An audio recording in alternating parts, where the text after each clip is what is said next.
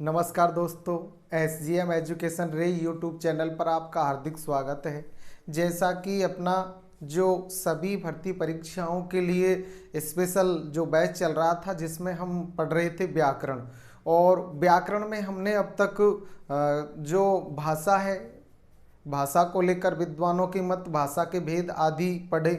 उसके बाद वर्ण विचार टॉपिक को पढ़ा, जिसमें वर्ण की परिभाषा, वर्ण के भेद, वर्ण के उच्चारण स्थान आदि को देखा। उसके बाद हमने संधि को पढ़ा, संधि की परिभाषा, संधि की जो भेद है उनको हमने विस्तृत रूप से डिटेल से पढ़ा।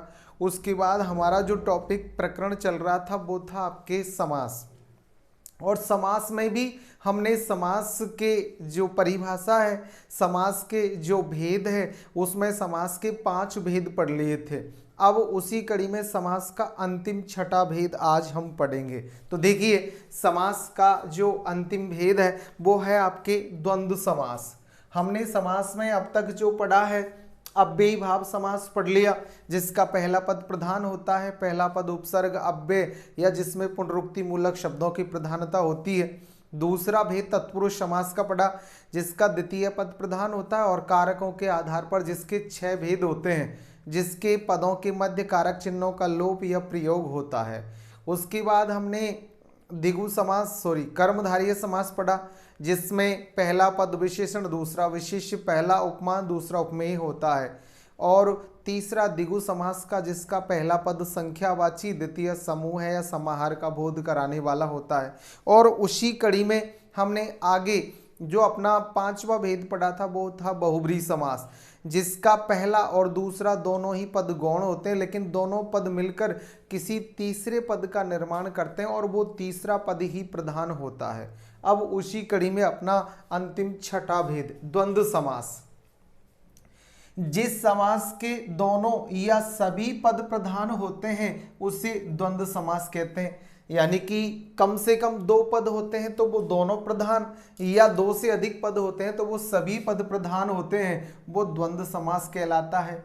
इसके उभय पदों के बीच, इसके दोनों पदों के बीच या आने वाले पदों के बीच और, तथा, एवं, या, अथवा, आदि इत्यादि योजक शब्दों का लोप होता है, या विग्रह करते समय इन योजक शब्दों का प्रयोग होता है या इन्हें जोड़ देते हैं, वहां आपके द्वंद्व समास होता है। यानी कि द्वंद्व समास ऐसा समास है जिसके मध्य, यानी जिसके पदों के मध्य योजक शब्दों का लोप होता है, और जब उनका विग्रह करते हैं तो वापस योजक शब्दों को जोड़ दिया जाता है। योजक शब्दों में और, तथा, एवं, या, अथवा, आदि इत्यादि जो योजक शब्द होते हैं, शब्दों या पदों के मध्य उनका लोप होता है या उनका प्रयोग होता है।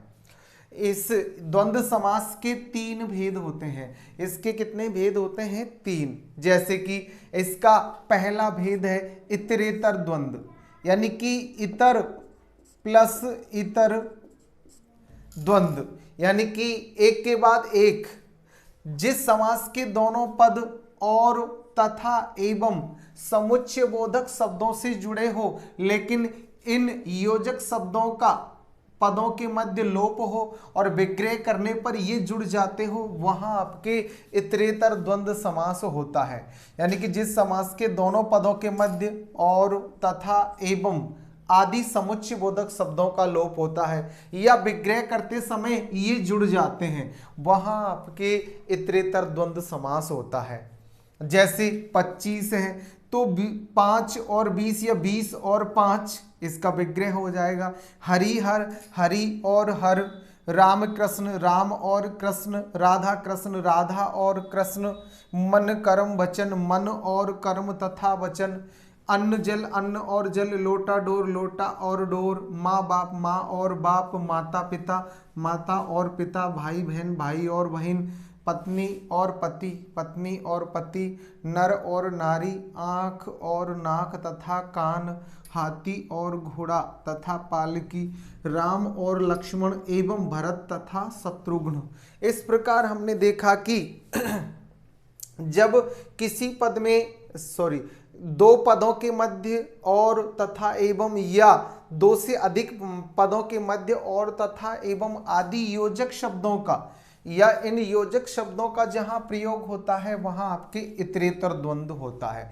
इसमें केवल एक यही ऐसा समास है जिसमें दो से अधिक पद होते हैं। सभी समासों में कम से कम दो पद होते हैं, लेकिन इस समास में दो से अधिक भी पद हो सकते हैं।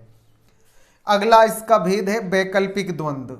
इतरेतर द्वंद्व और तथा एवं आदि योजक शब्दों से जुड़ता है, जबकि वैकल्पिक द्वंद्व में या अथवा आदि योजक शब्दों का प्रयोग होता है या इनका लोप होता है। जैसे जिस समास के दोनों पदों के बीच विकल्प सूचक शब्द या अथवा का लोप होता है तथा विग्रह करने पर यह शब्द जुड़ जाते हो, वहां आपका वैकल्पिक द्वंद्व समास होता है।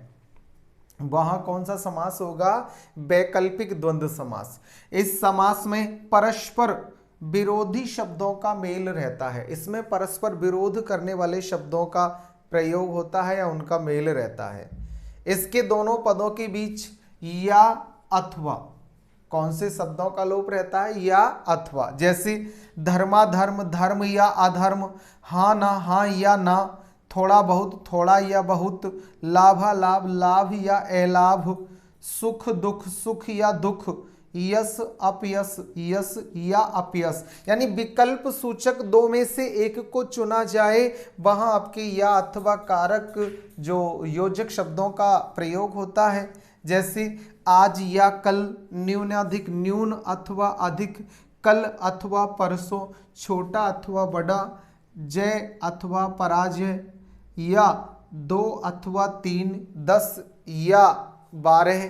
इसमें परस्पर विरोधी शब्दों का मेल रहता है, एक दूसरे के विपरीत शब्दों का प्रयोग होता है। 20 या 25, 60 या 70, जीवन या मरण, उल्टा या सुल्टा आदि ऐसे शब्द होते हैं, वहां आपके वैकल्पिक द्वंद्व होता है। तो हमने देखा इतरेतर द्वंद्व में और तथा एवं योजक शब्दों का लोप या प्रयोग होता है। वैकल्पिक द्वंद्व में या अथवा योजक शब्दों का लोप या प्रयोग होता है। और अंतिम भेद है आपके समाहार द्वंद्व, यानी जिस समास के पदों के साथ आदि इत्यादि शब्दों का लोप होता है। जिस समास के पदों के साथ आदि इत्यादि शब्दों का लोप होता है तथा विग्रह करते समय ये आदि और इत्यादि योजक शब्द जुड़ जाते हैं, वहां आपके समाहार द्वंद्व होता है।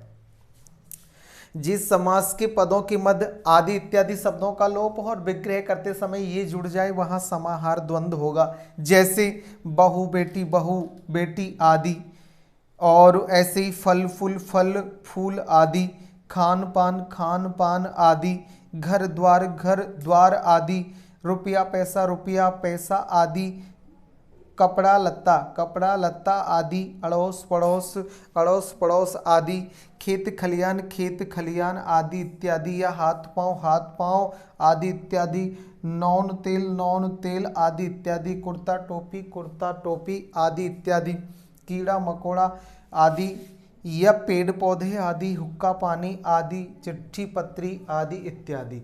तो हमने देखा कि द्वंद्व समास ऐसा समास है जिसके पदों के मध्य और तथा एवं आदि इत्यादि या अथवा आदि योजक शब्दों का लोप होता है और विग्रह करते समय ये जुड़ जाते हैं।